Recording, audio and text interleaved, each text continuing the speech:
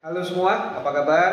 Semoga kalian dalam kondisi baik. Kali ini saya mau membawakan suatu tema yang kebetulan kemarin itu nggak sengaja saya itu dapatkan ya dari menonton videonya Bapak Renard Kasali mengenai flexing atau pamer kekayaan ya, tapi bohongan. Nah, perlu nggak yang namanya seorang yang berprofesi sebagai advokat ya atau pengacara melakukan flexing atau pamer kekayaan? Mungkin kalian semua sering melihat ya di media-media sosial atau media elektronik lainnya ada beberapa orang yang berprofesi sebagai pengacara itu yang melakukan flexing atau memamerkan kekayaan. Sebenarnya mereka, kalau saya bilang, itu tidak berusaha memamerkan kekayaan, karena kalau kita bicara tentang memamerkan itu berarti bicara tentang kesombongan. Tetapi sebenarnya yang dituju oleh mereka adalah menunjukkan pencapaian-pencapaian dari profesi mereka. Karena kalau kita bicara yang namanya lawyer, advokat ya, atau mungkin dari profesi yang lain, contohnya kayak dokter, psikolog, itu merupakan profesi-profesi yang menjual jasa. Ya, kalau advokat tentunya jasa hukum, kalau dokter ya jasa kesehatan, psikolog jasa kejiwaan ya. Intinya dia menjual jasa, di mana jasa ini adalah barang yang tidak terlihat. Nah, oleh karena itu orang yang menjual jasa itu dituntut memberikan suatu kepercayaan, memberikan suatu kelayakan bahwa dia itu bisa membantu klien yang memberi jasanya. Contoh misalnya kalau orang punya masalah hukum, dia pasti akan datang ke pengacara atau advokat yang dia yakin bisa menyelesaikan masalahnya. Begitu pula dengan orang yang sakit. Orang yang sakit dia datangnya ke dokter yang dianggapnya bisa menyembuhkan penyakitnya. Sekarang bagaimana kalau misalnya si orang sakit ini datang ke dokter yang penampilannya jorok misalnya, tempat prakteknya jelek, ya, gak terurus, banyak tikusnya misalnya. Pas lagi nunggu gini antri pasien, kecoaknya jalan kemana-mana. Apakah kamu bisa percaya dokter itu menyembuhkan penyakitnya? Tentu tidak ya.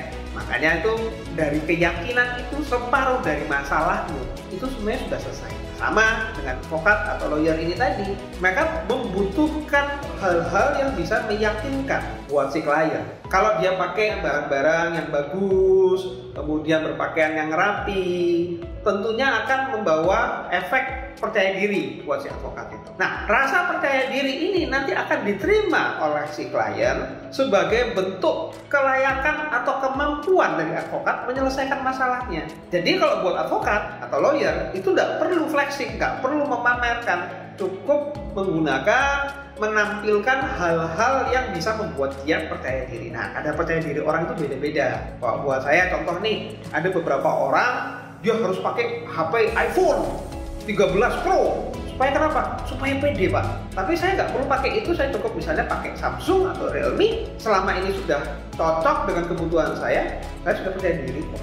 Jadi percaya diri itu memang beda-beda. Makanya ada yang kelihatannya sampai berlebihan, sebenarnya mereka tujuannya bukan pamer. Mereka hanya mau menunjukkan ya pencapaian-pencapaian mereka yang otomatis akan berimbas dengan rasa percaya diri mereka. Ditambah lagi ada bonus tambahan sebenarnya ketika melakukan itu. Klien akan membayar honorarium mereka dengan bayaran yang sepantasnya.